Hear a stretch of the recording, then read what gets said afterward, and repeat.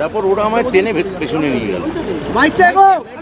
আপনারা দেখুন, এইভাবে যদি মন্ত্রী বসে, মাননীয় মন্ত্রী বসে গাড়ির কাঁচের উপর হামলা হয়, এটা তো একেবারে আহত করার মতো, শারীরিকভাবে আহত করার মতো টার্গেট করে করেছে এই অসভ্যগুলো। যেখানে একটা ওয়েব কুপার সম্মেলন, ঘোষিত প্রোগ্রাম, সেটা ডিস্টার্ব করতে গেছে। মাননীয় মন্ত্রী তখনও বলেছেন আমি কথা বলবো, তারপরেও আমাদের অধ্যাপকদের মারধর করা হয়েছে। আর এটা এরা কি চায়? এই বামেরা তো লণ্ডভণ্ড করেছে 34টা বছর ধরে, তারপরে আজকে এই ঘটনা, পুরো কাঁচের এই অবস্থা, আর সামনে সিটে বসে মাননীয় মন্ত্রী।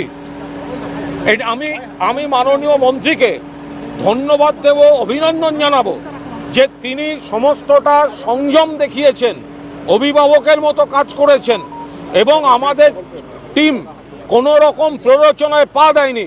কিন্তু তৃণমূলের সৌজন্যকে যেন এরা কোনো মতে তৃণমূলের দুর্বলতা না ভাবে। মন্ত্রী গাড়িতে বসে এই কাঁচ এইভাবে ভাঙা হয়েছে, যে কোনো বড় ইনসিডেন্ট হয়ে যেতে পারত। আর সেটা করার জন্য পরিকল্পনা করে, এ তো ছবি বেরোচ্ছে, সব এক এক করে তো ছবি বেরোচ্ছে, এদের চিহ্নিত করা হোক।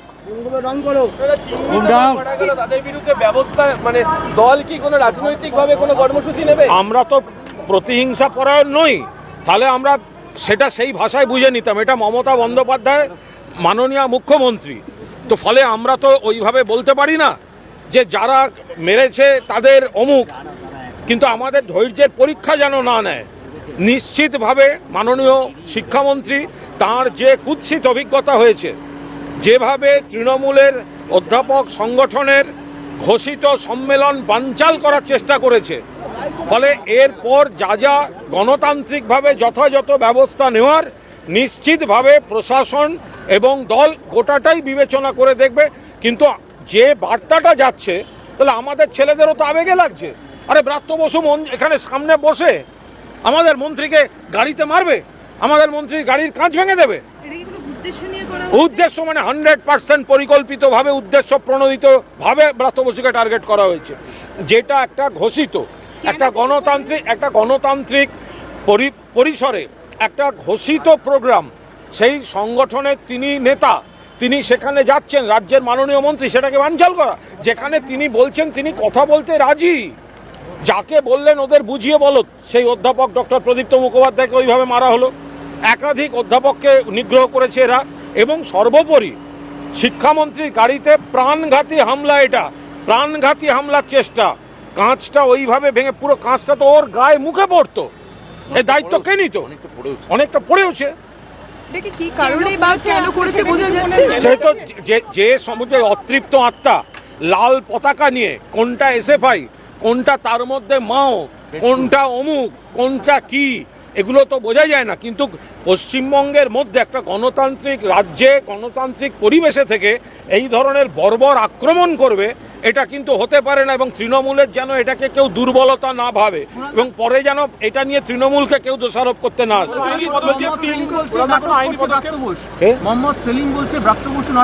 এরপরে যদি মোহাম্মদ সেলিমের কোনো ঘোষিত প্রোগ্রামে তৃণমূলের ছেলেরা জল বাতাসা দিতে যায়, তখন মোহাম্মদ সেলিম গ্রহণ করবেন তো?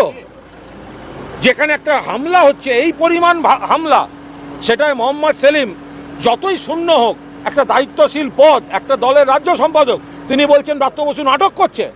তাহলে আপনার দলের যখন কোনো কিছু হবে, তখন আমাদের ছেলেরা যদি জল বাতাসা নিয়ে পরিষেবা দিতে যায়, তখন সেটা হজম করতে পারবেন তো? তৃণমূল ওই রাজনীতি করে না বলে এখনো দাঁড়িয়ে কথা বলছেন। তৃণমূল 3টে টার্ম সরকারে, তারপরেও যাদবপুরের এই পরিস্থিতি কেন বারবার বদল হচ্ছে? এটা আলাদা বিষয়, মানে এটা একটা বৃহত্তর বিষয়, সেটা পরে মাননীয় মন্ত্রী ব্যাখ্যা করে বলে দেবেন। কিন্তু যেভাবে বিনা প্ররোচনায় পরিকল্পিতভাবে শিক্ষামন্ত্রীর উপর এবং আমাদের সম্মেলনে আক্রমণ হয়েছে, এটা আমরা অত্যন্ত সিরিয়াসলি নিলাম। ভিডিও দেখাচ্ছে, সেই ভিডিও দেখাচ্ছে যে ছেলেটি মাথায় আঘাত পেয়েছেন তার উপর দিয়ে ব্রাত্য বসুর গাড়ি গেছে, এরকম একটা ভিডিও দেখাচ্ছেন যাদবপুরের ছেলেরা, সেখানকার ছেলেরা। এইসব আজে বাজে কথা বলে কোনো লাভ নেই, এই ধরনের কথা বলে কোনো লাভ নেই। তার কারণ হচ্ছে ব্রাত্য বসু তো তাঁর ঘোষিত প্রোগ্রামে গেছেন, তাকে বাধা দেওয়া হবে কেন? তাকে বাধা দেওয়া হবে কেন? তিনি তো তার ঘোষিত প্রোগ্রামে গেছেন। এবার তিনি তার মতো করে যাবেন, তার রাস্তা আটকানো, রাস্তায় শুয়ে পড়া বা অমুক ব্রাত্য বসু টপকে গেছেন কি ব্রাত্য বসু ডান দিক দিয়ে গেছে, এই কথাগুলো আসবে কেন? ব্রাত্য বসু তো ঘোষিত প্রোগ্রামে গেছেন, অন্য সংগঠন সেখানে বাধা দিতে আসবে কেন? সবচেয়ে বড় কথা, তিনি তো এতটা সৌজন্য দেখিয়ে বলছেন আমি তাদের সঙ্গে কথা বলবো, আমার সম্মেলনটা করে নিতে দাও তোমরা। তারপরে এটা একেবারে পরিকল্পিতভাবে ব্রাত্য বসুকে টার্গেট করে একেবারে বড়সড় ক্ষতি এবং আমাদের সম্মেলনটা বানচাল করার জন্য এরা এই কাজ করেছে। এটা গণতন্ত্রের পরিপন্থী, এটা আধা জঙ্গি আচরণ এবং এটা আমরা সিরিয়াসলি নিলাম। এটা আমি বলতে পারবো না, এটা মাননীয় শিক্ষামন্ত্রী, আমরা তো ধন্যবাদ দেব তাঁকে। তিনি তো ওখানে দাঁড়িয়েও তিনি অত্যন্ত সংযম দেখিয়েছেন, অভিভাবকের মতো আচরণ করেছেন। কিন্তু এরপরে কি হবে, প্রশাসনিকভাবে কি হবে, সেটা প্রশাসনিক স্তরে ওনারা ঠিক করবেন। ঢিল ছুড়ল, তারপর হাতে গিয়ে দুজনে দুদিকতে ঘুষি মারাতে এটা পুরোটা ভেঙে গেল। আমার ড্রাইভারের পুরো প্রথমে জামা কাছে ভেঙে গেল, আমার এইটা মারলো। আমার কাছে যখন পুরোটা ভেঙে আমার গায়ে পড়লো, তখন আমার যে পেছনে একজন সিকিউরিটি ছিল সে আমাকে টেনে পেছনে নিয়ে গেল। এই আর কি। আপনার আরেকটা গাড়িও তো ভাঙচুর করা হয়, পেছনে যে আরেকটি গাড়ি ছিল সিকিউরিটিতে, সেই গাড়িটাও ভাঙচুর করেছে। সেটা ভাঙচুর করেছে, তার চাকা খুলে নিয়েছে, মানে চাকার হাওয়া খুলে নিয়েছে। যাদবপুরের জন্য মুখ্যমন্ত্রী যখন এককালীন যখন এইট দরকার হয়েছিল, মুখ্যমন্ত্রী সবার আগে যাদবপুরের জন্য স্পেশাল প্যাকেজের ব্যবস্থা করেছে। যাদবপুরের কোনো যদি ভালো ওখানে ছাত্ররা, ভালো ছাত্ররা তো সত্যিই তো আছেন, তা তারা যদি ভালো রেজাল্ট করেন সেটা আমাদের রাজ্যের গর্ব। কিন্তু এরা কারা, কি উদ্দেশ্যে এটা ওরা আজকে এটা ঘটালেন, এটা আমার বোধগম্যতার বাইরে। এটা শিয়ার নিউসেন্স, নৈরাজ্য সৃষ্টি করা ছাড়া এদের আর কোনো লক্ষ্য নেই। একটা ওই কুণাল ঘোষ যেটা বললেন, একটা হতাশ অতৃপ্ত আত্মা, সেই আত্মার দল, যাদের পাশের বাড়িতেও যাদের কাউকে চেনে না, তারা এই সাবসিডি পেয়ে এই ধরনের বিশ্ববিদ্যালয়ে এসে পড়ে সেই বিশ্ববিদ্যালয়ের পরিবেশ নষ্ট করে, একাডেমিক পরিবেশ এটা হতে দেয় না। আপনি পুলিশকে ডেকেছেন? মানে পুলিশ বারবার করে উপাচার্য আমায় বলেছেন পুলিশ ডাকতে সম্মত হয়নি। কেন? আমার মনে হয়েছিল যে এটা আমরা নিজেরাই কথা বলে নিতে পারবো, কারণ তখনও আমি চাইছিলাম যে ওরা আসুন, আলোচনায় বসলে। আমি 4 জনকে ডাকলাম, ওরা বললেন 40 জনের সঙ্গে এসে কথা বলতে হবে। তারপর আমি 15 মিনিট বসলাম যে অন্তত 4 জন বলায় যাতে ওরা রাজি হয়। একজন এসে বললেন না, 40 জনের সঙ্গেই কথা বলতে হবে। ইন্দামিন হইল উপাচার্য আমায় বললেন, আর প্রফেসর ওমপ্রকাশ মিশ্র বললেন যে চলুন আমাদের গাড়িতে বেরিয়ে যাবে। তো গিয়ে দেখলাম আমার গাড়িটাই আছে, আমি উঠে পড়লাম। তারপর এই ইট, লাঠি, গুলি, গালাগাল, গুলি বর্ষণ, এই লাঠি বর্ষণ, এসবই চললো। চিকিৎসকরা কি বললেন? আপনি যে ট্রমা কেয়ারে অনেকগুলো টেস্ট করালেন, চিকিৎসকরা বললেন যে একটা প্রেশারে, আমি মানে আমি এত ডিটেল বলবো না। আমি বলছি আমি ঠিক আছি, আমি সুস্থ আছি, আমি ভালো আছি। আমার অনেক অধ্যাপক অধ্যাপিকা আহত, আমি তাদের নিয়ে অনেক বেশি নিজের থেকে তাদের থেকে ব্যাপারে অনেক বেশি কনসার্ন। আইনি পদক্ষেপের কথা কিছু ভাবছেন? আমার ছাত্র এই অধ্যাপক সংগঠন ভাইস প্রেসিডেন্টরা, ওরা বোধহয় যাদবপুর থানায় গেছেন, আমার খবর নিয়ে জানালেন। প্রফেসর ওমপ্রকাশ মিশ্র আরও উপাচার্যও বোধহয় কি গেছেন কিনা আমি জানি না। ওরা বোধহয়, কারণ অনেকে বলছেন যে অনেকে বহিরাগতও ছিল, কয়েকজন বাইরের ছাত্র ছিল। তো দেখা যাক। আমি তো এখন এখানেই, আমি পিজিতে এসেছিলাম, ওখানে কি হলো না হলো এই খবর এখনও থানায় আমার কাছে আসেনি। মুখ্যমন্ত্রীর সঙ্গে কথা হয়েছে? মুখ্যমন্ত্রীর সঙ্গে কথা হয়েছে, মাননীয় নেত্রীকে আমি পুরো রিপোর্টটাই জানিয়েছি। শিক্ষামন্ত্রী শুধু টিএমসিপির শিক্ষামন্ত্রী নন, শিক্ষামন্ত্রী যাদবপুরের সমস্ত ছাত্রের কাছে শিক্ষামন্ত্রী।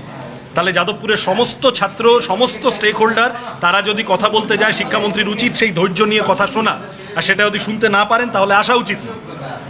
যাদবপুরের মতো চলছে, ওনারা আসবেন, গোলমাল পাকাবেন, ঝামেলা পাকাবেন। এবং আমি তো বারবার প্রমাণসহ বলছি যে বাইরে থেকে টিএমসিপির গুন্ডা নিয়ে ঢুকেছি, আরও আছে, একাধিক নাম আছে আমাদের কাছে। আমি একটা পকেট থেকে 1 পিস কুমির ছানা বার করলাম, এরকম অনেক আছে। তারা সব এসে এখানে তালগোল পাকিয়েছে। তারা কি করছিল এই প্রশ্নের জবাব দিতে হবে তো শিক্ষামন্ত্রীকে। ওনার ড্রাইভার গাড়ির চাকার তলায় একটা ছাত্রকে পিষে দিল, তারপরে উনি প্রেশার মাপতে চলে গেলেন এবং সেখানে গিয়ে উনি বলছেন যে আমি আক্রান্ত। ন্যূনতম মানবিকতা বোধ থাকলে এই জিনিস হয়? গোটা তৃণমূল কংগ্রেস দলটা একাধিকবার, এবং কালকে সন্ধ্যা থেকে যা হচ্ছে বামপন্থীদের পার্টি অফিস ভাঙা শুরু হয়েছে রাজ্যের বিভিন্ন জায়গা থেকে, তাহলে এই গোটা দলটা অগণতন্ত্রের চাষ করে, গোটা দলটা স্বৈরাচারে বিশ্বাসী। একমাত্র আমরা বলবো আর বাকি সকলে শুনবে, কাউকে কোনো কথা বলতে দেব না, এই মনোভাব যাদবপুরে চলবে না। যাদবপুরের ছাত্ররা কথা বলতে চেয়েছে বলে এখন গাড়ি চালিয়ে দিয়েছে। এই জনপ্রতিনিধিরা তারা নিজেরা ন্যূনতম আইন মানেন না। তাই এটা মুখ্যমন্ত্রী নিজে যদি ভবানীপুর থানায় গিয়ে গুন্ডা ছাড়িয়ে আনেন, তাহলে বাবু যত বলে পারিষদ দলে বলে তার শতগুণ। সেই মুখ্যমন্ত্রী প্রথম দিন মুখ্যমন্ত্রী হয়ে 2011 সালে সমাজবিরোধীদের বার্তা দিয়ে দিয়েছেন যে এই সরকারটা তোমাদের যা পারো করো।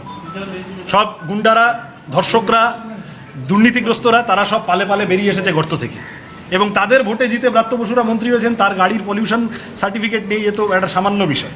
আরও কত রকম বেনিয়ম আছে সে দেখো, খোঁজ নিয়ে সবই আছে। আমি শুনেছি আজকে উনি তো সর্বঘটের কাঠালি গলা, সব বিষয়ে উনি chilli chicken to Chinese revolution সব কথাই উনি বলেন। যাই হোক, বলেন, সেটা কিছু ব্যাপার না। কিন্তু কথা হচ্ছে যে এক্স রে রিপোর্ট এখনও সামনে আসেনি। পেশেন্ট বলল যে আমি এক্স রে রিপোর্ট এখনও দেখিনি। তা কুণাল ঘোষ কোন জাদুমন্ত্র বলে দেখে নিলেন? কোন ফেক এক্স রে রিপোর্ট ওনাকে কে পাঠালো, কি তৈরির কারখানা থেকে উনি দেখে নিলেন, আমি বলতে পারবো না। আমরা কুণাল ঘোষের কথার জবাব দেওয়ার জন্য রাজনীতি করি না, এটা বাংলা কথা বুঝতে হবে। চোখের ডাক্তার কি দেখেছেন, চিকিৎসকরা দেখেছেন, প্রাইমারিলি পুরোটা স্টিচ হয়েছে, তোমরাও ইতিমধ্যে ভিডিও বা ছবি এইসব দেখেছো। কষ্টে আছে ছেলেটা, বাচ্চা ছেলে, ফার্স্ট ইয়ারের ছেলে। এইভাবে গাড়ির চাকার তলায় চলে গেলে একটা ট্রমা হয়, এবং সব মিলিয়ে গোটা শরীর জুড়ে চোটাঘাত। এছাড়াও তোমরা অভিনব এসএফআই কর্মী, তার কথা শুনেছো, কিভাবে পায়ে চোট পেয়েছে। আরও একাধিক ছাত্রছাত্রী আছে। এরা সবাই দ্রুত সুস্থ হয়ে উঠুক, দ্রুত স্বাভাবিক জীবনে ফিরুক, পড়াশোনায় ফিরুক, তর্কাতর্কিতে ফিরুক, আমরা সকলে চাই। এবং আমরা এই যে শিক্ষামন্ত্রীর গাড়ির চাকার তলায় ছাত্র চলে গেল, এই ভয়ানক ঘটনা আনপ্রেসিডেন্টেড, অভূতপূর্ব। বাংলার ছাত্র রাজনীতির ইতিহাসে অনেক কিছু দেখা গেছে, কিন্তু এই দৃশ্য কোনোদিন দেখা যায়নি। কি করে দাঁড়িয়ে কথা বলছেন জানি না। ন্যূনতম মানবিকতা বোধ থাকলে জনসমক্ষে এসে ক্ষমা চাইতেন যে আমার ভুল হয়েছে। ওইটাই গ্রেপ্তার করে ফেললো, কিন্তু ব্রাত্য বসুর গাড়ির চাকার তলায় চলে গেল, সেইটা কাউকে দোষী খুঁজে পেল না। বাচ্চা ছেলেমেয়েরা হিউম্যান চেন করছে, ছাত্ররা তাদের মতো করে, সেটাই হচ্ছে যে তার উপর দিয়ে গাড়ি চলে গেল। প্রফেসর এসে ছাত্রীদেরকে মারতে শুরু করলেন, যা শোনা যাচ্ছে। আরও বিভিন্ন রকম বহিরাগত গুন্ডা লেলিয়ে দিল। আমরা সব ছবি দেখাচ্ছি, তাও তাদেরকে গ্রেপ্তার করতে পারছে না। পরিষ্কার কথা, তৃণমূলের পুলিশ তৃণমূলের মতো করেই চলছে। আমরা এর আগেও বিভিন্ন ঘটনায় দেখেছি, যাদবপুর বিশ্ববিদ্যালয়ে বিভিন্ন ঘটনায় অপরাধীরা ধরা পড়ে না। যদি অপরাধীরা তৃণমূলের ছত্রছায়ায় থাকে, তারা ধরা পড়ে। বাইরে থেকে গুন্ডা এসেছে, তারা এসে এই ভাঙচুর করলো, তারা এসে গন্ডগোল পাকালো, কোথায় আগুন লাগিয়ে দিল অফিসে। এটা হতেই পারে, এখন নিজেদের অপকর্ম ঢাকার জন্য এইগুলো করছে। এই ধরনের ঘটনা তৃণমূলের থেকে নতুন নয়। সবসময় মনে রাখবে, তৃণমূল কংগ্রেস হলো সেই দল যার নেত্রী ফলস ধর্ষিতা সাজিয়ে আন্দোলন করতে গেছিলেন। সবসময় মনে রাখবে, ব্রাত্য বসু হলেন সেই ভদ্রলোক যিনি জ্ঞানেশ্বরীর কাণ্ড ঘটার পর, অতগুলো মানুষ মারা যাওয়ার পর বেনিফিশিয়ারি তত্ত্ব নিয়ে আগে সাংবাদিক সম্মেলন করতে বসেছিলেন, মানুষগুলোর প্রাণের দিকে না তাকিয়ে। যে কোনো ধরনের অমানবিকতা এদের দ্বারা পসিবল। না না, আমি এরকম কিছু বুঝিনি, খবর পাইনি। শুনেছি একজন প্রাক্তনী অ্যারেস্ট হয়েছে বিশ্ববিদ্যালয়ের। এখনকার চলনের সাথে তো কেউ নয় বলেই যা বুঝেছি, আর একটু খোঁজ নিয়ে বলতে হবে। কিন্তু যেই অ্যারেস্ট হোক না কেন, আসল অপরাধ এবং অপরাধী সেটা তো চোখের সামনে, আউট ইন দ্য ওপেন, সকলের সামনে দেখা যাচ্ছে। ব্রাত্য বসুর গ্রেফতারি চাই, ব্রাত্য বসুর ড্রাইভারের গ্রেফতারি চাই। তাকে জিজ্ঞাসা করতে হবে যে তোমাকে কে নির্দেশ দিল ছাত্ররা হিউম্যান চেন করেছে তার উপর দিয়ে গাড়ি চালিয়ে দেওয়ার। এই পরিষ্কার কথা। এবং যাকে গ্রেফতার করা হয়েছে সে হচ্ছে গিয়ে যাদবপুরের একজন ছাত্র, এবং সে সেই সময় বিক্ষোভে ছিল, এবং সেই সময় বিক্ষোভে ছিল বলে তাকে বিক্রমগড়ের তার ফ্ল্যাট থেকে হচ্ছে তুলে নেওয়া। এটা হচ্ছে এক্স রে রিপোর্ট সংক্রান্ত উনি যে মিথ্যাচার করছেন, আমার পাল্টা প্রশ্ন, এক্স রে রিপোর্ট সংক্রান্ত তৃণমূলের মুখপাত্র যে মিথ্যাচার করছেন সেইটা সামনে আসা দরকার, এবং he should also be chased. তাকেও এটা জিজ্ঞাসা করা দরকার যে আপনি এক্স রে রিপোর্ট এখনো সামনে আসেনি, আপনি এক্স রে রিপোর্ট সংক্রান্ত মিথ্যাচার সকালবেলা করে দিলেন কেন, আপনি শাসক দলের মুখপাত্র হয়ে। না, বিশ্ববিদ্যালয়গুলোতে ছাত্র ধর্মঘট সাধারণ ধর্মঘটের তো বিষয় না। এবং উচ্চ মাধ্যমিক বলেই এখনো পর্যন্ত রাস্তাঘাট সর্বত্র এই যে সব বলছে না সহনশীল টহনশীল বলছে, এই ছাত্ররা যদি সব মিলিয়ে সহনশীল না হয় তাহলে অনেকের কপালে অনেক দুর্ভোগ থাকবে। ছাত্ররাও সহনশীল, কারণ উচ্চ মাধ্যমিক পরীক্ষা চলছে, মানুষের জনজীবন স্বাভাবিক রাখার প্রশ্ন আছে। এই জন্য বিশ্ববিদ্যালয়গুলোর ভিতরে এসএফআই ছাত্র ধর্মঘট ডেকেছে, সেটা কালকে হবে। আজকেও রাজ্য জুড়ে সর্বত্র বিক্ষোভ হবে এবং সেই বিক্ষোভে ছাত্ররা, সাধারণ মানুষ সকলে ইনভলভ হবে। এই যাদবপুর বিশ্ববিদ্যালয় একাধিক এই ধরনের ঘটনার ঐতিহ্য আছে, ইতিহাস আছে, যে উপাচার্য ছাত্রদের ডেকে কথা বলছেন এবং ছাত্ররা, শিক্ষাকর্মীরা, অধ্যাপকরা, গবেষকরা, administration including the vice chancellor, তারা সবাই মিলে যাদবপুরকে সুসংহত রাখার, শান্তিপূর্ণ রাখার একটা যৌথ প্রয়াসে লিপ্ত হচ্ছে। এই ইতিহাস বারবার আছে। আমি নিশ্চিত এই উপাচার্য শুভবুদ্ধির পথে চলবেন, তৃণমূলের পথে চলবেন না। এডুকেশন মিনিস্টারের গাড়ি, সেটা অন্য লোকের গাড়ি, তারপর সেই গাড়িতে বিভিন্ন রকম কাগজপত্র নেই। এ কি হচ্ছে আমি জানি না। এই সব মিলিয়ে ঝুলিয়ে বলছি ব্রাত্য বসুর অবিলম্বে জেলে যাওয়া উচিত।